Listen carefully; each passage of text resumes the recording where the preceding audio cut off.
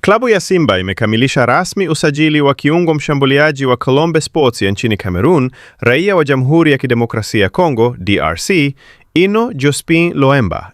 Kupitia usajili huo, Simba imefanikiwa kunasa saini ya mchezaji mwenye kipaji kikubwa anayekipiga katika nafasi ya kiungo mshambuliaji pure namba 10, nafasi inayohitaji ubunifu, maamuzi ya haraka na uwezo wa kutengeneza nafasi pamoja na mabao.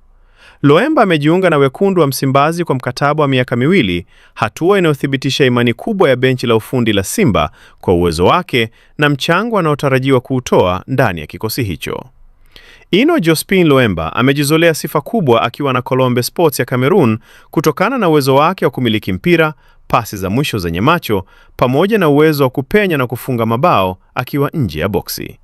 Uchezaji wake umekuwa kivutio kikubwa kwa mawakala na vilabu mbalimbali barani Afrika, jambo lililoifanya Simba kuchukua hatua za haraka kuhakikisha inamnasa katika dirisha hili dogo ili kuongeza nguvu katika eneo la ushambuliaji. Usajili wa Loemba unaendelea kuonesha dhamira ya Simba SC kuimarisha kikosi chake kwa lengo la kufanya vizuri zaidi katika mashindano ya ndani na yale ya kimataifa, hususan Ligi ya Mabingwa Afrika.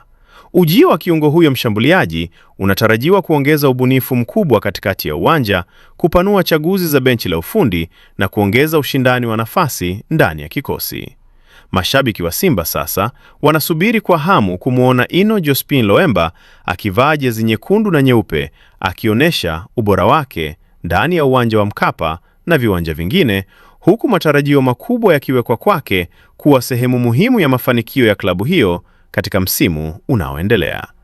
Kwa taarifa zaidi, usiache kusubscribe channel yetu hii ya Usajili Wetu, ili uwe wa kwanza kupata taarifa zote za kimichezo.